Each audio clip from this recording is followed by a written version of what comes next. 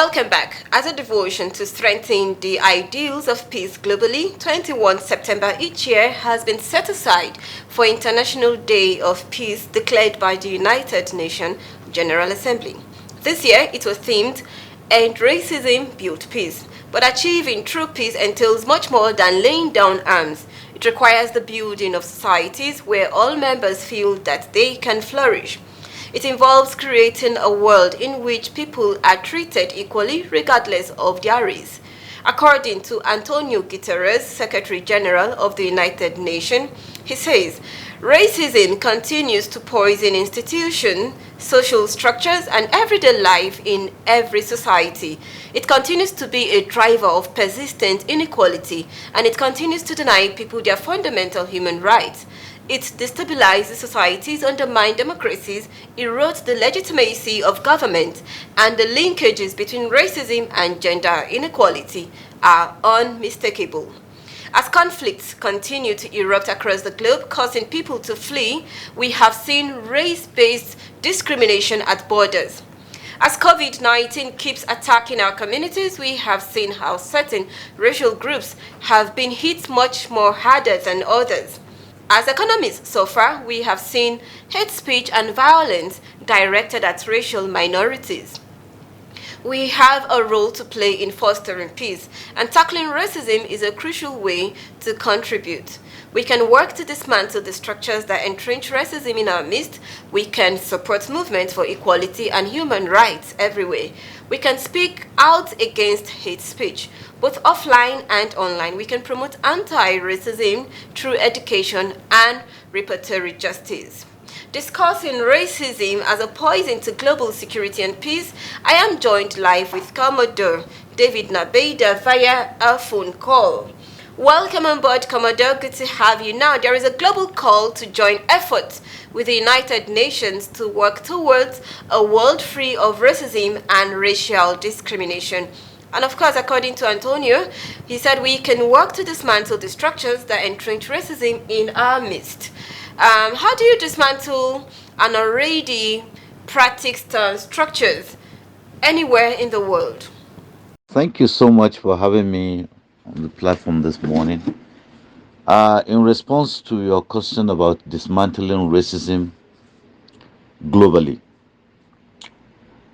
probably under the umbrella of the United Nations, I think first of all we have to understand the underpinnings behind racism generally, and not just racism, but anything that generates, intolerance, hatred, lack of appreciation for others, which have really caused serious human sufferings in forms of genocide, wars, and conflicts that have really targeted people, not because of any specific reason, but because there are issues of probably racial, religious, or any other sectarian differences.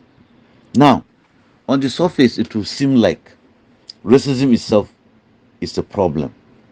Racism is not really the issue. The issue underlying racism is economic inequality, where some people take advantage of others and use it to portray their own interests at the expense of other people. So you need to create a basis upon which you can now use to justify and continue your dominance. And racism is the aftermath of that. For instance, when the colonial masters came, the first thing they did was to denigrate the culture, the tradition, and even the racial makeup of the people whom they dominate upon. And subsequently built the impression that they were superior to the people whom they are colonizing. And this was the only basis upon which you could justify the fact that you are superior and the other person is inferior, therefore you are entitled to oppress, exploit, and visit any form of injustice or inhumanity of the person without consequences.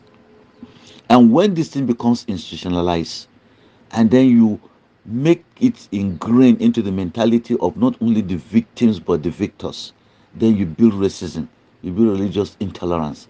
And these are the things that really cause what today has led to what we have as racism. For instance, our relationship with Europe When Europeans came and colonized Africa, the first thing they did was to undermine all the existing institutions, religious practices, and every other thing, and denigrated it and termed it as backward, heathen, pagan, and therefore uncivilized, and that they were on a civilizing mission. But the central thing behind it all was the exploitation of the people and their resources. Finish. And so when you now generate a mentality where the person you are oppressing is made to look inferior, you now generate the basis upon which things like racism will occur.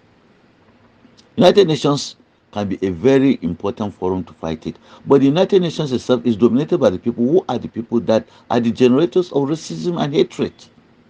So we have to understand that. I think the basis upon which you can fight racism is to begin to understand the issues that has created racism, which is economic inequality, injustice, and lack of fair play. So the moment you dismantle those economic structures that give rise to inequality, where some people are very rich at the expense of so many other people that are very poor, then you begin to dismantle racism. And of course, coupled with education, that will also make people understand that basically human beings are the same. Nobody, no matter who he is superior or better than anybody else. But once there's that economic equality, there is justice and fair play. Of course, racism will take a flight. Okay, now in a bid to end racism, of course, to build peace and then stand for freedom and equality of everyone, everywhere, education and science are critical to tearing down the blinding stereotypes behind racism. Together, we can actually call for peace advocacy, saying let's wage peace against all odds. Now, on this note, I would like to divert a bit. We saw a display of racism by King Charles recently. Now, what do you make of a phenomenon leader with such an attitude? Yeah, you raise an important issue in terms of the impacts that education could have in fighting racism. Fine. But we also have to understand that all these things are not on their own. They are value loaded. Education depends upon the kind of education you are giving people. You can educate people and make them to be very self-sustaining, and you can educate people to be dependent. So it all depends upon what you really mean by education. Education that can free the minds of people, that can empower them so that they can take charge of their future and build a very sustainable basis for the growth and development of themselves and their children. That is the kind of education we're talking about. Education that will bring out clearly the actual potentials of each and every human being. Make us to understand that all of us are equal and therefore work towards building a mutual, beneficial, economic that can sustain everybody. Those are the kind of education that we can talk about. I don't want to really talk about individuals and their practices. King Charles, the monarchy of Britain, all these things are very irrelevant. We're talking about fundamental systems, ideological systems that sustain inequality, that give rise to exploitation of one people by another people, that give rise to all the kind of injustices that have led to conflict and problems all over the world. Individual practices are immaterial. I don't care what Prince Charles says or he does. He's part and parcel of the institution, so it doesn't really matter.